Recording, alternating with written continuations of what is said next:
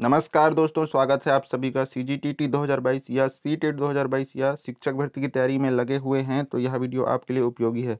बाल विकास और शिक्षा शास्त्र चाइल्ड डेवलपमेंट पेडागोजी का यह प्रैक्टिस सेट का भाग 17 है। ऑलरेडी भाग 1 से लेकर के भाग 16 तक का वीडियो अपलोडेड है। यहाँ पर एक आई बटन दिखेगा, वहाँ पर जाकर उन सभी वीडियोज़ को भी देख सकते हैं। टीटी परीक्षाओं में और शिक्षक भर्ती परीक्षाओं में पूछे गए प्रश्नों का महत्वपूर्ण प्रश्नों का संकलन है, इसलिए वीडियो को शुरू से अंत तक जरूर देखें। सबसे पहले लाल कलर का सब्सक्राइब बटन आपको दिख रहा होगा, उसे जरूर दबाइए। उसके बाद बेल आइकन दिखेगा, उसे दबाइए ताकि आने वाले वीडियोस की जानकारी मिलती रहे। देखते हैं आज का प्रश्न। मानव विकास के किन दोनों के योगदान का परिणाम है?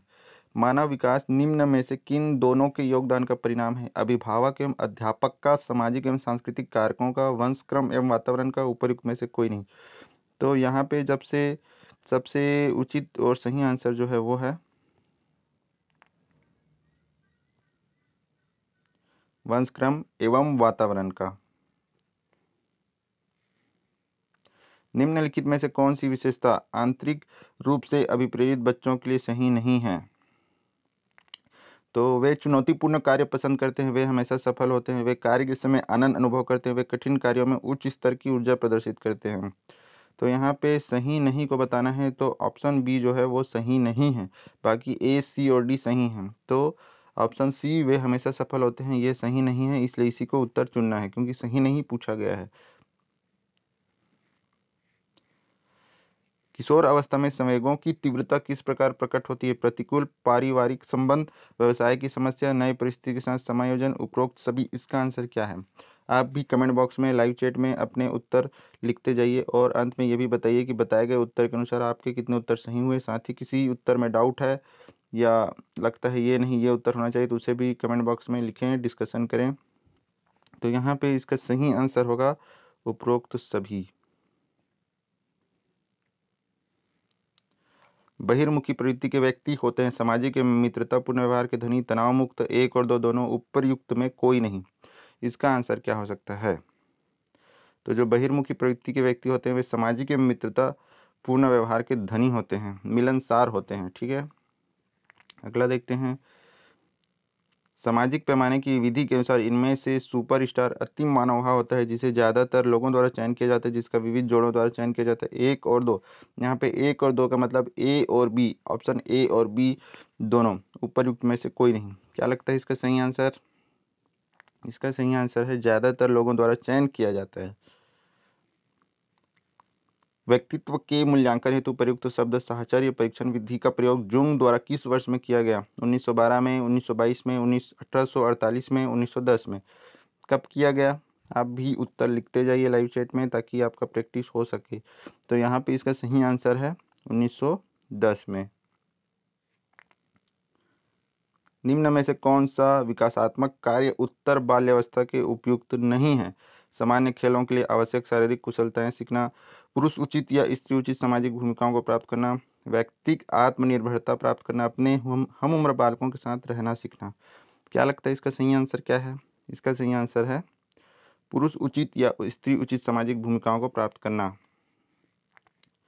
अधिगम में प्रयत्न व भूल के सिद्धांत का प्रतिपादन किसने किया? वाटसन, पावलोव, गुथरी या थार्नडाइक। बहुत अच्छा और सरल प्रश्न है, तो इसका जो सही आंसर है वो है थार्नडाइक।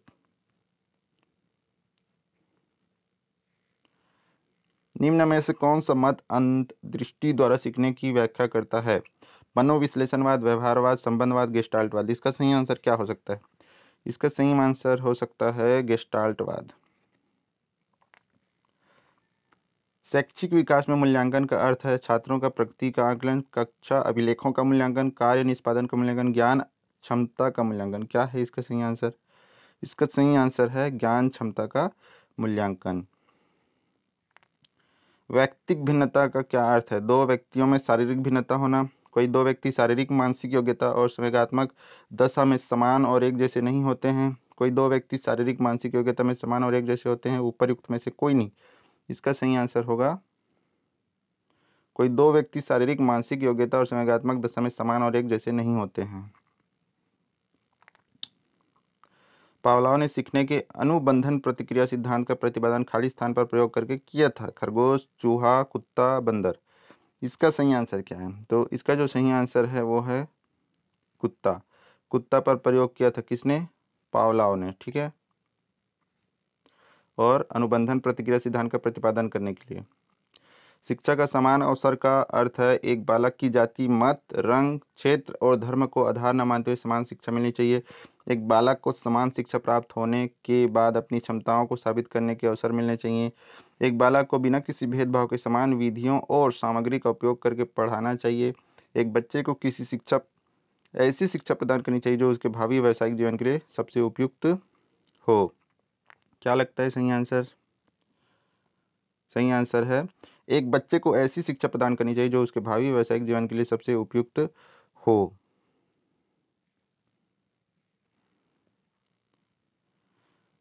हार्वर्ड गार्डनर का बुद्धि का सिद्धांत खाली स्थान पर बल देता है। शिक्षार्थियों में अनुबंधित कौशलों, सामान्य बुद्धि, विद्यालय में आवश्यक समान योग्यताओं, प्रत्येक व्यक्ति की विलक्षण योग्यताओं। क्या लगता है इसका आंसर? इसका सही आंसर है प्रत्येक व्यक्ति की विलक्षण योग्यताओं। प्रतिभाशाली विद्यार्थी हैं अभिसारी चिंतक, अपसारी चिंतक, बहिर्मुखी, बहुत परिश्रमी। अच्छा प्रश्न है। इसका क्या आंसर है? अपसारी चिंतक, ठीक है, अपसारी चिंतक। विद्यालयों को किसके लिए व्यक्तिक भिन्नताओं को पूरा करना चाहिए? व्यक्तिक शिक्षार्थी को विशिष्ट होने की अनुभूति कराने के लिए, व्यक्तिक शिक्षार्थियों के मध्य खाई को कम करने के लिए, शिक्षार्थियों के निष्पादन और योग्यताओं को समान करने के लिए, यह समझने के लिए कि क्यों शिक्षार्थी सीखने के योग्य या अयोग्य हैं। तो इसका सही आंसर है यह समझने के लिए कि क्यों शिक्षार्थी सीखने के योग्य या अयोग्य हैं। निम्नलिखित में से कौन सा बुद्धि के मापन में प्रयोग नहीं किया जा सकता? प्रश्न का उत्तर देने में लगने वाला समय, विद्यार्थी की अनुकूलन क्षमता, विद्यार्थी की शिक्षक का ध्यान आकर्षित करने की योग्यता, पियाजे संबंधी कार्य। क्या है इसका आंसर? इसका सही आंसर है विद्यार्थी की शिक्षक का ध्यान आकर्षित करने की योग्यता। तो नहीं किया जा सकता पूछा, इसलिए ऑप्शन सी जो है वही आंसर होगा। निम्न में से कौन सा मूल्यांकन का प्रकार नहीं है? मानक, निर्माणात्मक, योगात्मक, CCE। तो नहीं को बताना है जो नहीं है। तो यहाँ पे राइट आंसर है मानक, क्योंकि प्रकार नहीं पूछा है। बाकी 3 प्रकार हैं। ए मानक जो है प्रकार नहीं है मूल्यांकन का। शैशव काल की अवधि है जन्म से 1 वर्ष तक, जन्म से 2 वर्ष तक, जन्म से 3 वर्ष तक, 2 से 3 वर्ष तक।